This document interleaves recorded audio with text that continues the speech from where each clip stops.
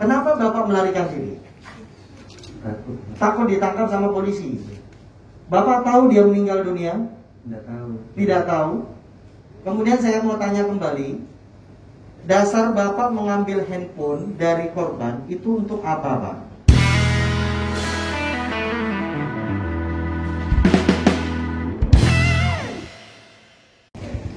Halo teman-teman, hari ini akhirnya dirilis ya kasus pembunuhan yang ada di Trowulan.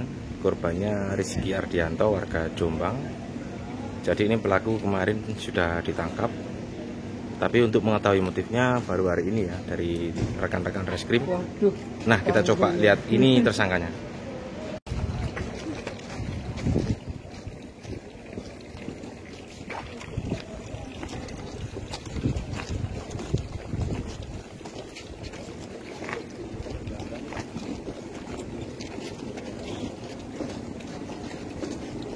Tuh, mesti.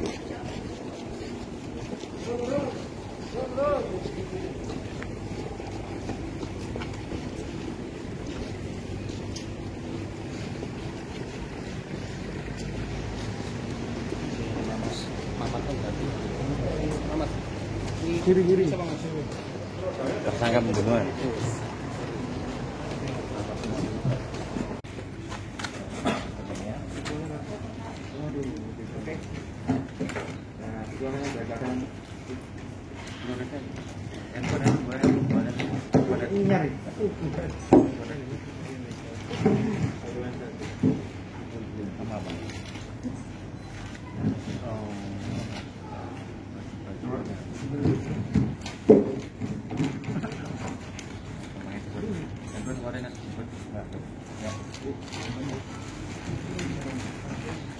Ya, ini Dan.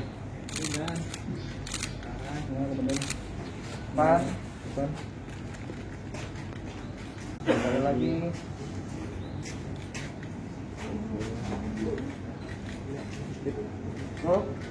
Cukup ya. Itu ada di sini.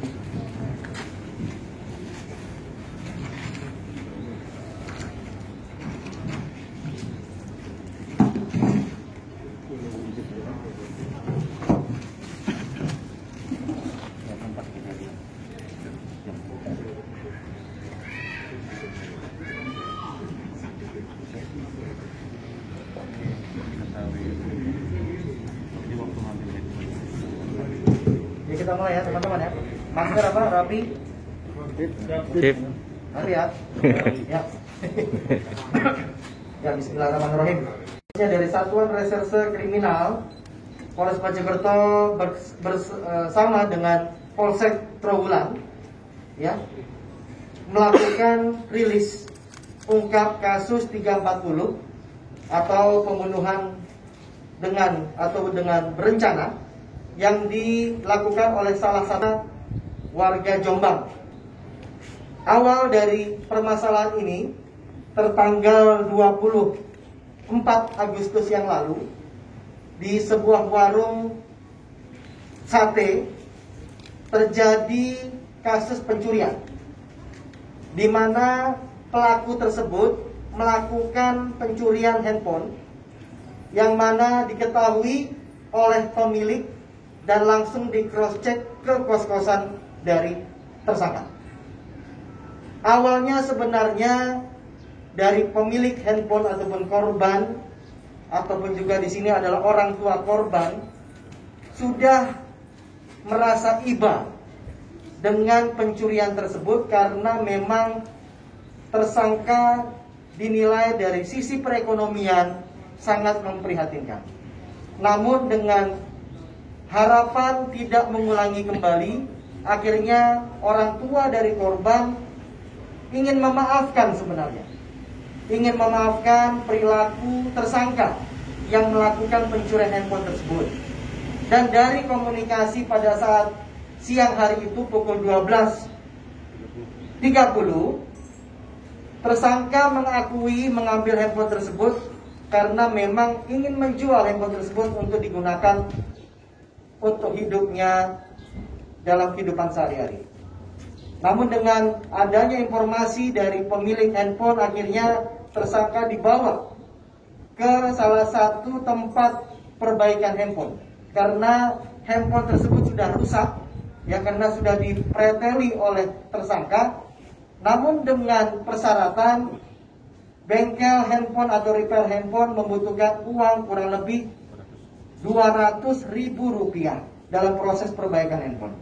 Nah, di dalam proses perbaikan handphone ini, tersangka mengulur-ulur waktu dengan bermohon kepada pemilik handphone, tolong antar saya untuk meminjam uang di rumah keluarga saya.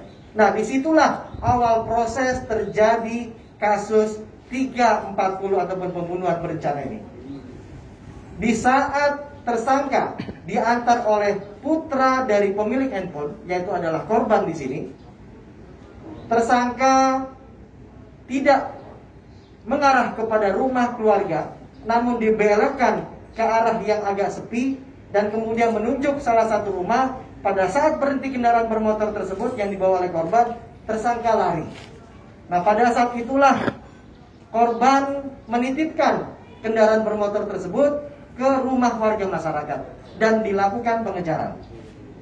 Nah, dalam proses pengejaran ini tertangkaplah si tersangka dengan korban dan akhirnya terjadi perkelahian karena memang senjata ini sudah disiapkan ataupun pisau belati ini sudah disiapkan oleh tersangka. Terjadilah penusukan tepat ke arah jantung korban dan akhirnya korban sempat menelepon orang tua korban, namun tidak tertolong dan akhirnya meninggal dunia. Nah, dari pukul 12.30 sampai dengan pukul 14.57, warga masyarakat menemukan satu sosok tubuh warga masyarakat yang tergeletak di bawah pohon di wilayah Kecamatan Trawulan dan akhirnya melaporkan kepada pihak kepolisian, dan kami dari kepolisian bersama teman-teman dari masyarakat mengarah ke tempat kejadian perkara. Nah, dari proses olah TKP kami menemukan beberapa keganjalan dan akhirnya kami bisa menetapkan satu tersangka yang mana di sini berinisial ES ataupun di sini namanya adalah Edi Susanto, umur 39 tahun, tempat tanggal lahir Jombang, kerjaannya adalah tanpa pekerjaan dan dia adalah salah satu residivis dengan kasus yang sama di wilayah Jombang. Nah, dari proses ini kami menemukan sebuah pisau di semak-semak ataupun juga di beberapa lahan tebu, yang mana didapatkan informasi dari tengah masyarakat tersangka masih berada di wilayah Kecamatan Trawulan namun bersembunyi untuk menghindari pencarian petugas. Dan di sini juga warga masyarakat alhamdulillah juga sangat berperan untuk membantu kami memberikan informasi.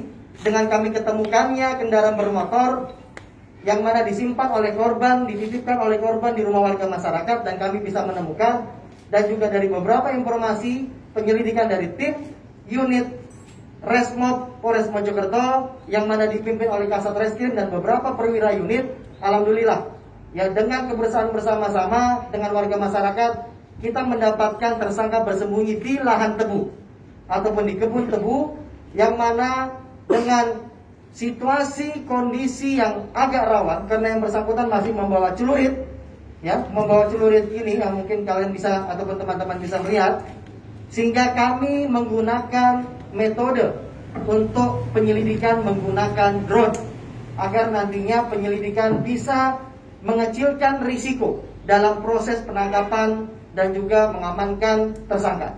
Dan dari data drone kami menemukan satu sosok warga masyarakat yang mana diketahui ciri-cirinya hampir sama dengan pelaku, dan akhirnya kita melakukan penangkapan. Dalam proses penangkapan tersangka berinisial Edi Susanto yang sempat ingin melakukan perlawanan kepada anggota Polri, dan kami melakukan tindakan tegas terukur untuk melumpuhkan tersangka. Dari hasil keterangan, tersangka mengakui dan juga melakukan penusukan tersebut dengan menyiapkan senjata yang diambil dari kos-kosannya, ya, ditutupkan dengan sebo agar tidak melukai tubuh dari tersangka, ya, dengan kaos kaki ini. Pisau itu disiapkan di dalam baju ataupun di dalam celana tersangka, dan terjadilah kasus 340 yang mengakibatkan korban meninggal dunia. Ya, dengan kasus ini kami terapkan pasal 340 dengan ancaman hukuman pidana penjara 20 tahun pidana penjara. Ya, mungkin itu yang bisa saya sampaikan. Ya, saya ucapkan terima kasih kepada warga masyarakat yang juga mempunyai peran serta aktif membantu proses penyelidikan ini, sehingga kasus 340 atau pembunuhan dengan berencana ini bisa kita ungkap dengan sempurna. Mungkin itu yang bisa saya sampaikan pada rekan-rekan. Terima kasih. Mungkin ada yang mau ditanyakan? Ya, motif pembunuhan ini asalnya adalah pencurian. Ya, kasus pencurian handphone. Ya, motif ini kami dari hasil proses pemeriksaan murni dari kasus pencurian. Ya, dari data yang kami terima dan dari keterangan berita acara, saksi dan juga tersangka, yang diawali adalah pencurian handphone. 2 unit handphone ini yang dicuri oleh tersangka di kedai sate, yaitu kedai sate milik orang tua korban. Namun dengan kondisi sepi dari warung tersebut, hanya dia yang sempat masuk. Akhirnya korban sudah bisa menunjuk dan juga mencurigai tersangka yang mengambil handphone ini. Maka dari itu korban dan juga orang tua korban mendatangi kos-kosan tersangka dan menemukan handphone ini sudah dalam kondisi dibuka, dan tersangka tidak bisa mengelak kembali. Dan akhirnya awalnya korban atau pemilik handphone berniat untuk memaafkan, hanya untuk memiliki ataupun meminta pertanggungjawaban untuk handphone ini bisa bagus kembali, dan handphone sudah dibawa ke tempat repair atau tempat perbaikan handphone dengan jumlah Rp200.000. Namun tersangka mangkir dan sudah menyiapkan 1 pisau dapur untuk melakukan penganiayaan yang mengakibatkan meninggal dunianya korban ataupun juga anak dari pemilik handphone tersebut. Ya, mungkin itu ya.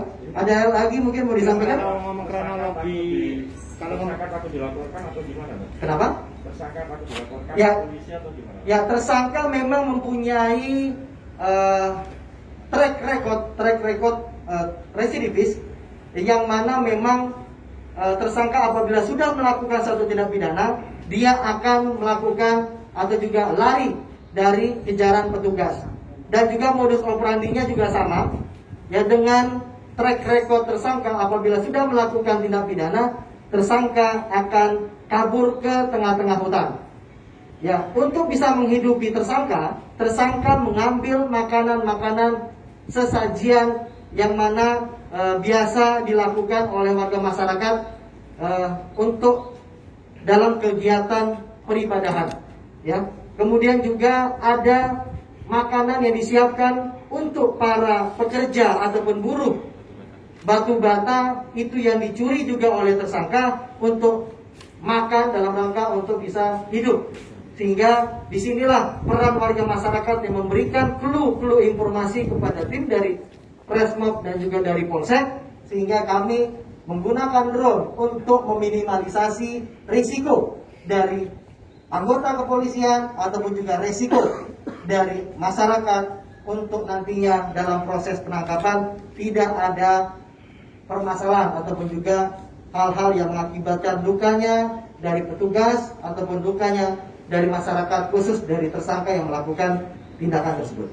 Dan kalau ngomong Tersangka dan keluarga korban mendatangi tempat repair handphone. Pemilik repair handphone memberikan tawaran 200.000 untuk perbaikan handphone. Nah, dari 200.000 yang diajukan dari tempat perbaikan handphone ini, otomatis tersangka dimintai pertanggungjawaban. Anda saya maafkan, tapi Anda harus memperbaiki handphone saya.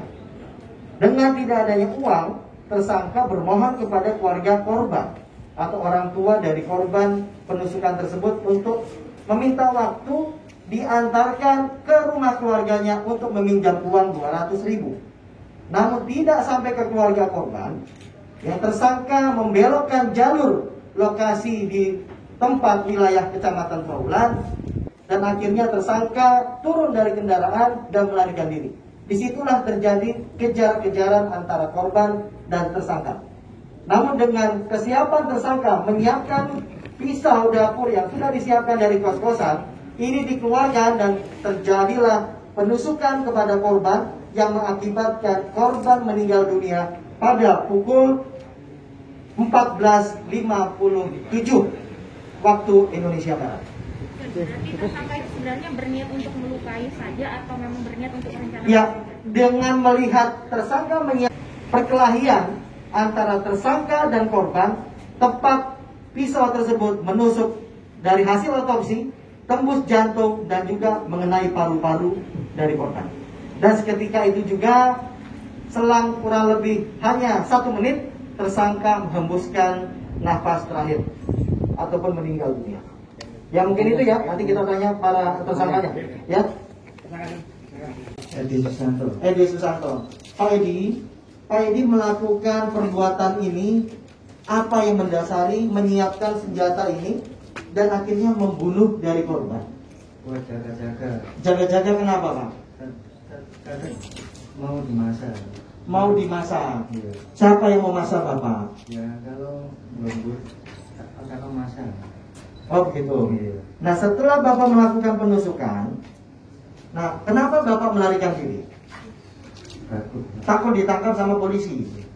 Bapak tahu dia meninggal dunia? Tidak tahu. Tidak tahu. Kemudian saya mau tanya kembali, dasar Bapak mengambil handphone dari korban itu untuk apa, Pak? Buat makan. Untuk makan. Bapak nggak bisa kerja, kan? Ya bisa. Kenapa Bapak bisa kerja tapi tidak melakukan hal-hal yang positif untuk bisa mendapatkan makan, Pak? Iya. Nah, Bapak sudah berapa kali keluar masuk dari lapas? 2 kali. 2 kali. Dengan kasus apa, Pak? Sama. Sama, pencurian handphone juga. Ya mungkin ada teman-teman mau ditanyakan? Mas, itu kan sudah disiapkan kisahnya, memang dari awal sudah berencana untuk melukai korban atau gimana? Buat jaga-jaga. Jaga-jaga kenapa? Kan mau dia HP itu sama itu masak. Kamu kan single satu persatu. Iya. Kenapa ditusuk jantung? Enggak sengaja. Nggak sengaja. Iya. Kamu terjadi sendirian. Iya. Ya Bapak dengan korban kan cuma berdua. Iya. Tidak ada warga masyarakat yang mengejar Bapak. Enggak ada. Dan niatnya awalnya pemilik handphone ini sudah bersedia memaafkan Bapak. Hanya meminta kepada Bapak untuk memperbaiki handphone tersebut. Namun kenapa Bapak tega membunuh anak dari korban pemilik handphone? Saya didorong-dorong sama bisu-bisu sakit hati. Didorong-dorong sama dikata-katai oleh siapa? Sama itu. Pemilik handphone. Ya. Tapi Bapak ngaku salah nggak sih nyuri handphone? Hah? Iya. Bapak salah ya? Bapak harus mempertanggungjawabkan semuanya dengan apa yang sudah Bapak lakukan. Ya? Ya mungkin ada yang lain? Pak, selama pelarian di tebu di sawah itu apa yang dilakukan di sana sampai bertahan 3 hari untuk hidup itu, Pak? Ya, Diceritakan. tidur aja di situ. Mencuri makanan? Iya. Untuk makanan pekerja kan? Iya. Itu Ya, Pak. di mana, Pak? Buat Tidur. makan Bapak tidur di mana dalam proses persembunyian Bapak? di sama di Tebu. tebu. Di tebu. Dan juga Iya. Iya. Sama itu bawa gansik Karung. karung buat Buat alas tempat Iya, tidur. iya. Ya mungkin cukup ya. Ya. Cukup. Jadi saya tegaskan kembali untuk proses hukum masih kita laksanakan dan untuk nantinya kegiatan ini juga akan kami lakukan proses pengembangan dengan kondisi dan juga situasi kecepatan proses penyelidikan ini. Saya selaku Kapolres Mojokerto, Kabupaten Mojokerto tetap selalu aman, damai dan juga tetap sehat. Ya itu yang ingin saya sampaikan. Ada mau ditanyakan lagi yang lain, kasus yang lain? Iya, Besari. Bagaimana nih?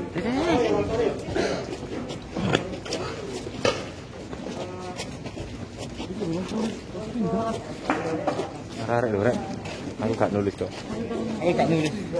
Kayak media. Cepet.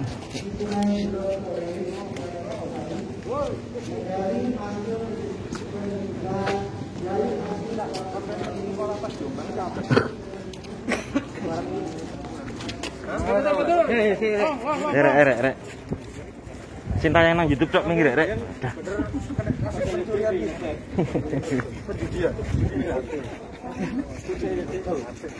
Apa karo? Iya, kan? Kena ulang